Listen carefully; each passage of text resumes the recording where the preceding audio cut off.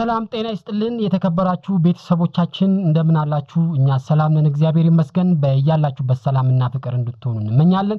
በዛሬ አጭር ቆይታችን ወደናንተ የምናደርሳችሁ ወንድ ልጅ ለምን በድንገት ይጠፋል ወይም ደግሞ ሳታስቢው ሳትዘጋጂ ወይም ደግሞ ሳትፈልጊ እንደወጣ ይቀራል ወይም ደግሞ ካፉ አውጥቶ አልፈልግሽም የሚልበት ምክንያት ምንድናቸው?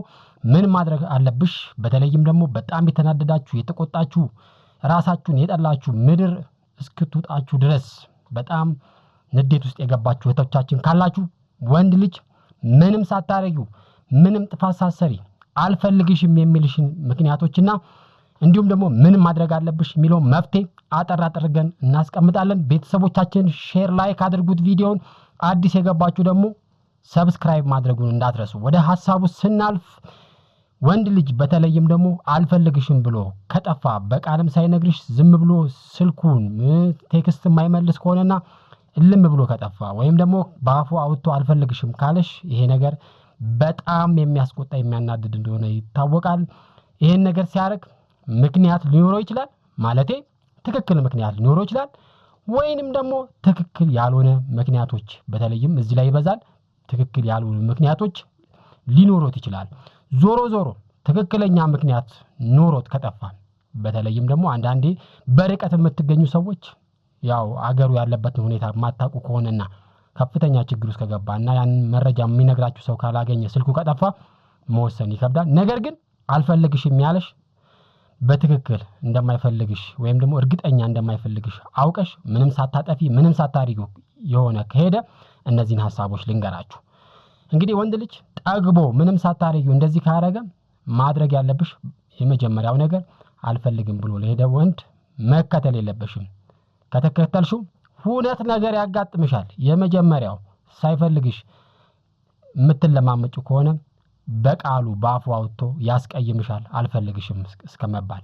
አንድ ሰው ደግሞ አልፈልግም መባልን አይፈልግም። ይሄ መባል ደግሞ በጣም ስሜት እንደሚጎዳ እናውቃለን። ካልሆነም ደግሞ የበለጠ ሲሸሽሽ አንቺ ስትከታዩ እሱ ሲሸሽ አንቺ ስትከታዩ እድሜ ልክሽን ትጨርሻለሽ። የምትወጂውን ስታሳድጂ አንቺን የሚያሳድድሽን ደግሞ ሳታገኚ ትኖሪያለሽ። የምታፈቅሪው ስታሳድጂ የሚያፈቅርሽ ልታቂ ትችያለሽ። ስለዚህ አልፈልግም ብሎ በእርግጠኝነት የሄደው ወንድ መከተል አያስፈልግም። ነገሮች ደግሞ እንዳሰቡለት ላይሆን ይችላል። አንድ ወንድ ምናልባት በውጭ የምትኖሩ እህቶቻችን ካላችሁ ነገሩ አልሳካለት ብሎ ከሆነ ወይም ደግሞ ከባድ ከሆንሽበት ምርጥ ሴት ከሆንሽበት ላጥ ሊል ይችላል ማለት ነው። በተለይም ደግሞ ወሲብና ገንዘብ ካንቺ ፈልጎ እነዚህ ነገር አላገኘ ብሎ ከቆየ ይሄዳል ማለት ነው። በዚህ ጊዜ አንቺ እንደዚህ ነው ብሎ ስለማይነግርሽ ግራ ይገባሻል፣ ትናደጃለሽ ማለት ነው። ሌላው ፍቅርም ጀምሮ ሊሆን ይችላል። በተለይም በርቀት የምትገኙ በአካል ስለማትገናኙ ሀገር ውስጥ እሱ ከሌላ ሴት ጋር ተሞዳምዶ ከሌላ ሴት ጋር ላይፉን እየቀጨ ይሆናል። ስለምትወደኝ ስለምታፈቀኝ ምንም አታመጣም በኋላ ይቅርታ እላታለሁ ብሎ ሊያስብ ይችላል። በዚህ ምክንያት ሊተውሽ ይችላል ማለት ነው። እንግዲህ እነዚህ ነገሮች ሲጀመሩ ምናልባት በቀልድ ጀምራችሁት ሊሆን ይችላል። ፍቅርም ማለት ነው ዝም ብላችሁ በፌስቡክ ስትሞዳሞዱ ተገናኝታችሁ በኋላ ወደ ፍቅር ገብታችሁ ከሆነ ከሌላ ሴት ደግሞ ለመላቀቅ ብሎ ካንቺ ጋር እየተሞዳሞደ ከሆነ በእንደዚህ አይነት ምክንያቶች ወንድ ልጅ ሊተውሽ ይችላል።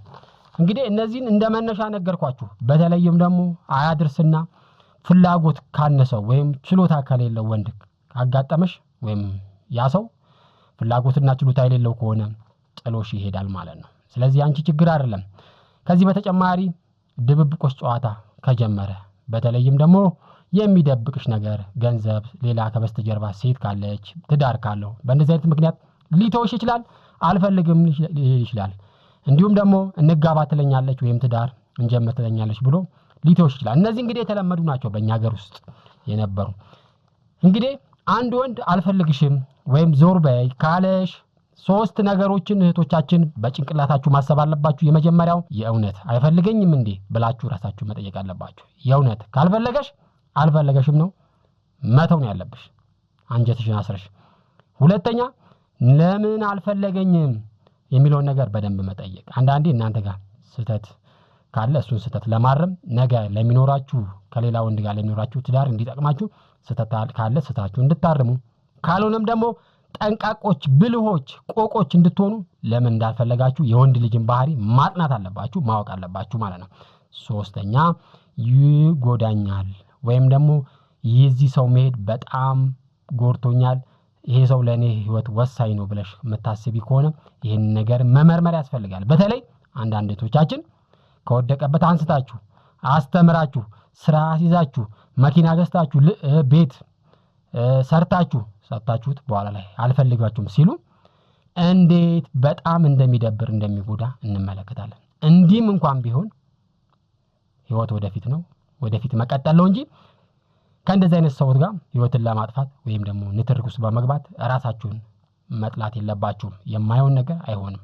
ስለዚህ ለምንድነው የሚለውን ነገር እኔ ሳልሆን ትላልቅ ተመራማሪዎች አዋቂዎች በጣም ብዙ መጽሐፍት የጻፉና ትላልቅ የመንፈሳዊ ሰዎች የነገሩንን ነገር ወደ እናንተ ላርሳችሁ። ወንድ ልጅ ለምንድነው አንድ ሴት ምንም ሳታጠፋ ምንም ሳያረጋት አልፈልግሽም የሚላት የሚለውን ምክንያቶች ይነግሩናል። እስቲ እናንተም ደግሞ ምንም ሳላረገው እንደዚህ ያለኝ ብላችሁ ሐሳባችሁን ከአሁን ቀጥዬ ከመነግራችሁ ውስጥ አስቀምጡልን። የመጀመሪያው ወንድ ልጅ የማይፈልግሽ ቀስ በቀስ ፍላጎት ሲያጣ ነው። መጀመሪያ ላይ በጣም ያፈቅርሽ ይወድሽ ነበር ሆይ ሆይ ብሎ በኋላ ላይ ወሲብ ካንቺ ካገኘ አብሮሽ ከተኛ ብር ካገኘ ካንቺ ምን ይፈልጋል? ከዚህ ውጪ ለምን ይለፋል? ለምን ይጥራል? አንቺን ለማስደሰት ካንቺ ጋር ለመኖር ለምን ይጥራል? ምክንያቱም የሚፈልገው ነገር ስላገኘ። ስለዚህ እህቶቼ ለወንድ ልጅ በተለይ ወሳኝ ነገር ውስጥ እስክትገቡ ድረስ ወደ ወሲብ ውስጥና በተለይ ደግሞ ብራችሁን አደራ እንዳትሰጡ አደራ አላሉ። በተለይ የብር ጉዳይ። ሁለተኛ አልተረዳሽውም ወይም አልገባሽም ነበር ይሄ ሰው ማለት ነው። ጥሎሽ ከሄደ አልተረዳሽውም ወይም ይሄ ሰው ማን ነው የሚለው ነገር አልገባሽም ነበር ማለት ነው። ይሄ ማለት ነው እሱ ፍቅርን ሳይሆን ሌላ ነገር ነው ፈልጎ ወደ አንቺ የመጣው። አልተረዳሽውም። ፍቅር ፍለጋ ወደ አንቺ የመጣ ነበር የመሰለሽ ከዚህ ፊት። ሰውዬው ግን ሌላ ጉዳይ ነበረው ካንቺ የሚፈልገው። ስለዚህ አሁን አይፈልግሽም ወይም ደግሞ ካንቺ ጋር መሆን አይፈልግም። ሶስተኛ ለምንድነው ሄደው?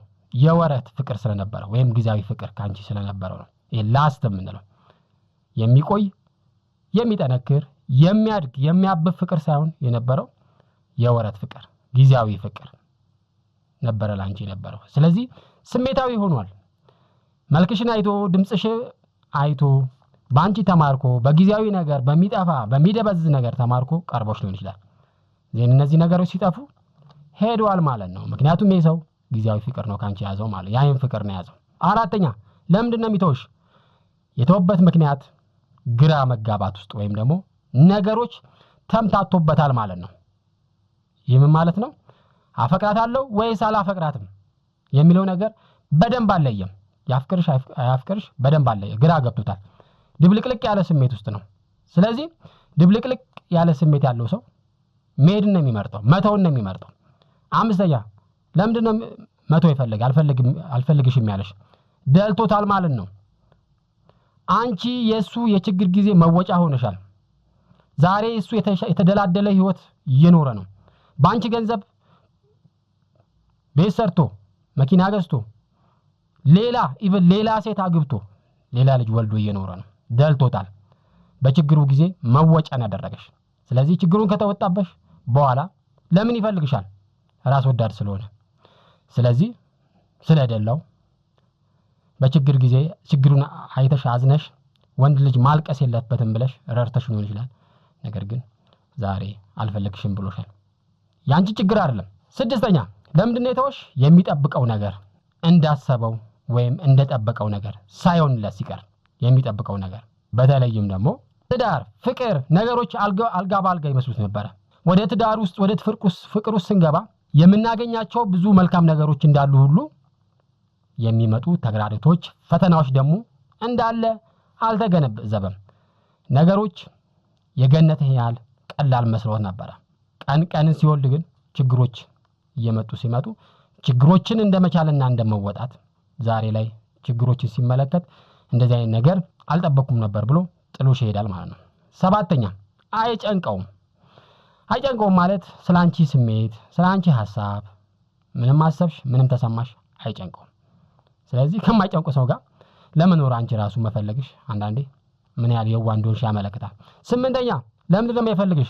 ተረድቷል ማለት ነው። በተለይም ደግሞ በጣም እንደፈለግሽው በጣም እንደወደድሽው ካወቀ ወንድ ልጅ ጭንቅላት ላይ ነው የሚወጣ። ሴት ልጅ የፈለገን ያህል ብታፈቅር ብትወድ ስሜቷን መናገር የለባትም። እንደውም እኔ እውነቱን ልንገራችሁ በጣም እርግጠኛ ለሆናችሁበት ወንድ ነው እንጂ አፈቅራለሁ ወዳለሁ ማለት ተገቢ ነው ብዬ አላስብም። በጣም እርግጠኛ ከሆናችሁ ባለው ይሄን ነገር መናገር ብትሆንም እንኳን የወንድ ልጅ ልብ ስስ ስለሆነ ወደ መኩራት ወደ ጣል ማድረግ ስለሚሄድ ይሄን ነገር መናገር የለባትም። የትም አትሄድም ብሎ ነው የሚያስበው። ሴት ልጅ በቀላሉ ተስፋ እንደማትቆርጥ ይታወቃል። ካፈቀረች በኋላ ያንን የልብሽን ነገር ስላወቀ እንደዚህ ያደርጋል። የሴት ልጅ ልክ እንደ ቅቤ ነው ቶሎ ይቀልጣል የሚባለው ነገር ከተረዳ ይከብዳል ማለት ነው። 10ኛ ለምንድን ነው የሚተውሽ? አልፈልግም ያለሽ ቢዚ ወንድ ከሆነ ምናልባት በጣም የሚያሳስበውና ሊያስቀድማቸው የፈለጋቸው የህይወት ነገሮች ካሉ በተለይም ትምህርት ሌላ ጉዳይ ከሆነ አልፈልግም ሊል ይችላል። እነዚህ ነገሮች ማስቀደም አለብኝ ይችላል። ከዳ ቤተሰብ ከመጣ ትምህርትን በስንት መከራ እስከዛሬ ነገር ከተማረ ትምህርቴን ጨርሼ ነው እንጂ እንደዚህ አይነት ነገር ውስጥ አልገባም ሊል ይችላል። ምናልባት ከሱ አንፃር ስናየው ትክክል ይችላል።